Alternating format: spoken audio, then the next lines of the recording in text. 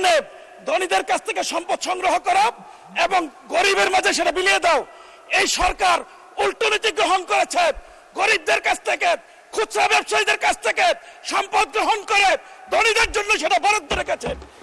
গুম কমিশনের জন্য এই বাজেট 1 টাকা বরাদ্দ রাখেনি। মাননীয় স্পিকার, বার্ষিক উন্নয়ন কর্মসূচিতে কৃষি খাতে বরাদ্দ উন্নয়ন কমানো হয়েছে।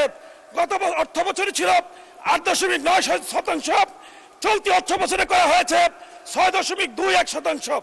মাননীয় স্পিকার, গ্রামীণ উন্নয়ন রক্ষণাবেক্ষণ খাতে বরাদ্দ রাখা হয়েছে মাত্র 400 কোটি টাকা।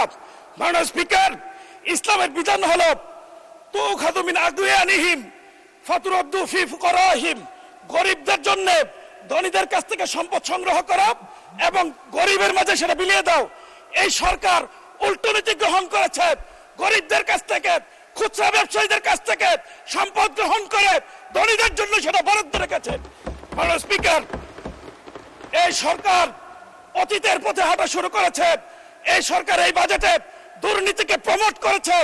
দুর্নীতি দমন কমিশনে গত বছর বরাদ্দ ছিল 203 কোটি টাকা, এবার বরাদ্দ রাখা হয়েছে মাত্র 197 কোটি টাকা। 6 কোটি টাকা কম বরাদ্দ দিয়ে দুর্নীতিকে প্রমোট করেছে। মাননীয় স্পিকার, এই সরকার ক্ষমতায় আসার সাথে সাথে দুর্নীতি দমন কমিশনকে অচল করে দেওয়া হয়েছে। এই সরকার আসার কিছুদিনের মধ্যেই দুর্নীতি দমন কমিশনের চেয়ারম্যান সহ সকল সদস্য পদত্যাগ করেছে। এখন পর্যন্ত তারা দুর্নীতি দমন পুনর্গঠন করেনি, যার ফলশ্রুতিতে মেগা প্রকল্পের মাধ্যমে মেগা দুর্নীতি শুরু হয়েছে। মাননীয় স্পিকার, স্কুল ফিডিং প্রোগ্রাম থেকে 1 সপ্তাহে ডিম, রুটি, কলা বাবদ প্রতি সপ্তাহে 17 কোটি টাকা লুটপাট করা হচ্ছে। মাননীয় স্পিকার, খাল খনন কর্মসূচিতে প্রতিদিন পত্রিকায় নতুন নতুন দুর্নীতির খবর আসছে। মাননীয় স্পিকার, দুর্নীতির নতুন রুল মডেল হয়েছে। এখন ক্যালকুলেটরে হিসাব করে 10 থেকে 15% পর্যন্ত ঘুষ দেওয়া হচ্ছে। মাননীয় স্পিকার, দুর্নীতিকে প্রমোট করার জন্য সারোয়ার আলমের মতো সৎ, শিক্ষিত, সদরপি এই বাংলাদেশের একজন ক্লিন ইমেজের ডিসিকে সিলেট থেকে প্রত্যাহার করা হয়েছে।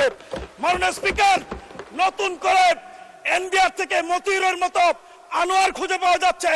মতিউরের ছিল 500 কোটি টাকার দুর্নীতি, আনোয়ারের দুর্নীতি পাওয়া গেছে 900 কোটি টাকা। মাননীয় স্পিকার, বাংলাদেশ রেস্টুরেন্ট ওনার্স অ্যাসোসিয়েশনের মালিক তিনি বলেছেন, যে এনবিআর বাজেট প্রণয়নে যুক্ত থাকে, যে এনবিআর করারূপ করে, যে এনবিআর ভোট করে, সেই এনবিআর যে পরিমাণ দুর্নীতি করে সেটা যদি নেওয়া হয় তাহলে বাংলাদেশে বাজেটের দরকার হবে না।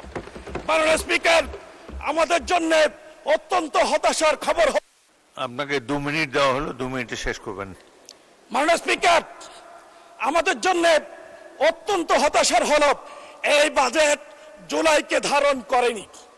এই বাজেট আমার ওয়ালিউল্লাহ মুকদ্দাস ভাইয়ের গুম হওয়া সন্তানের কান্নার খবর রাখেনি। গুম কমিশনের জন্য এই বাজেট 1 টাকা বরাদ্দ রাখেনি। মাননীয় স্পিকার, আমি সর্বশেষ বলতে চাই, মাথায় অতিরিক্ত বোঝা নিয়ে পাহাড়ের চূড়ায় চড়া যায় না, স্বপ্ন দেখা যায়, পৌঁছা যায় না। মাননীয় স্পিকার, সমুদ্রের জলরাশি অনেক বেশি, কিন্তু কোন পিপাসার্থ মানুষের পিপাসা মেটাতে পারে না। কিন্তু সামান্য কূপের পানি শত শত বছর ধরে হাজার হাজার মানুষের পিপাসা মেটাতে পারে। সুতরাং বাজেট বড় হলেই চলবে না, ঋণ নিয়ে কোটি টাকা বরাদ্দ রাখার মধ্যে বাজেট নয়। দুর্নীতি কমিয়ে সুশাসন নিশ্চিত করে ন্যায় ভিত্তিক, ইনসাফ ভিত্তিক, যাকাত ভিত্তিক ইসলামের আদালত যদি খরচ করা যায়, কম বাজেটেই বাংলাদেশকে কাঙ্ক্ষিত গন্তব্যে পৌঁছে দেওয়া সম্ভব।